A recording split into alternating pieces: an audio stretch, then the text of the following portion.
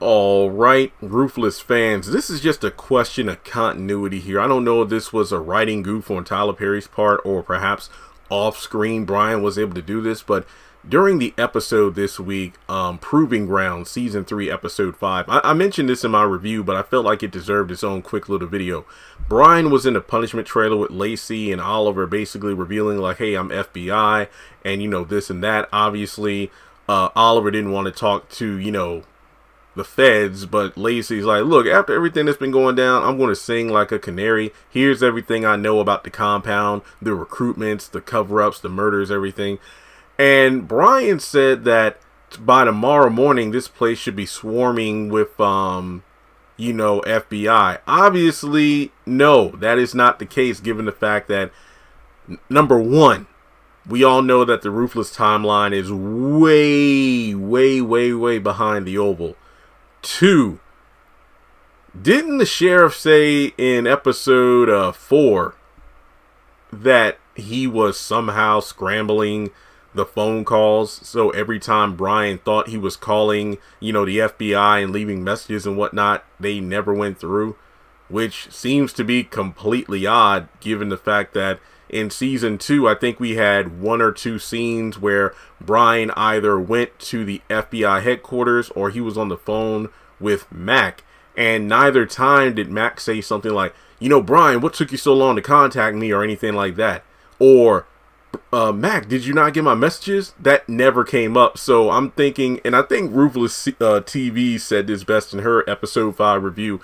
I don't know how, or was it episode 4? She's like, I don't know how in the world the sheriff in that Mayberry police station was able to scramble any kind of phone calls. And I'm thinking, now if Brian was making the phone calls in the the sheriff's department office, I could see Conley being able to scramble the phone call somehow, some way. I don't know how, but hey, it is what it is. But I mean, would he be able to scramble the calls while Brian was in the actual department? Well, excuse me. When the sheriff wasn't there, let's say the sheriff wasn't there and then Brian was there, it was Polk and then the other female deputy, would the scrambler still work? Also, I don't know what kind of phones y'all got, but when it comes to I got my iPod, which isn't a phone. I could use it as a phone, but I don't. But I got like that prepaid, like a straight talk phone, basically where I pay per month for service and everything. I know with my phone, and you all know, I don't live in Lynchburg anymore. I live in the woods, so basically my cell phone doesn't really work inside of the house. Like in terms of me getting bars on my phone, I have to have my phone by my bedroom window. Yes, my phone, if I want to make phone calls, I have to put my phone next to my window, like lean it up against the window to get bars. It gets Wi-Fi, but not cell service. Again, we don't really have many towers down here. I know whenever I'm trying to make a call and I don't have any bars, it'll literally say, this call cannot be made. But Brian was also, how the hell does the scramble even work? Because there have been plenty of times in the office, in the sheriff's office, where Brian would call Cynthia, he would call Lynn, he would call everybody, and we would either see Cynthia pick up the phone or, hey, I got your voicemail, Brian, I'm just calling you back. And also,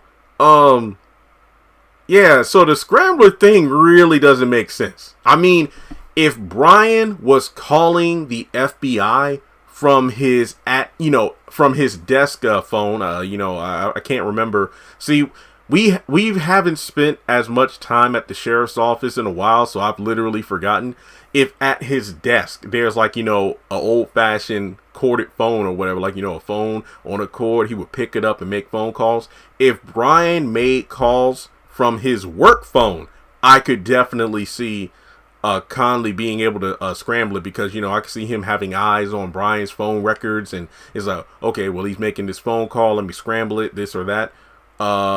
Yeah, I think that the feds are not coming, because if they are, what would stop them from just raiding the place right then and there? Also, Brian, did he make phone calls without the sheriff knowing? Again, I'm just a bit confused. I think this is a continuity goof, but then again, I don't know. I guess we'll have to wait and see. And it's funny because he's like, the next morning, And truth be told, we know how this show, as well as any other Tyler Perry show, can stretch out a night or an afternoon or a day in general for quite a while. So if I remember correctly in the season, and I'm reading through the synopsis right now, I don't see anything about the feds raiding the Rakadushi compound. I mean, in episode 13, The Great Escape, unexpected visitors arrive at the compound. So it's possible that the feds do show up, but only time will tell.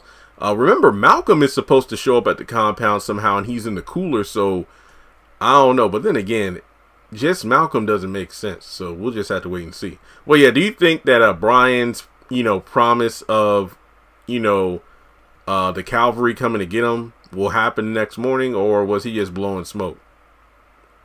I don't know. I mean, he could have been saying what, Brian, Oliver and Lacey wanted to hear to get more information out of him. So I don't know. Again, I don't know. So thanks so much for tuning in. Take a moment, hit the thumbs up button to show you like the video.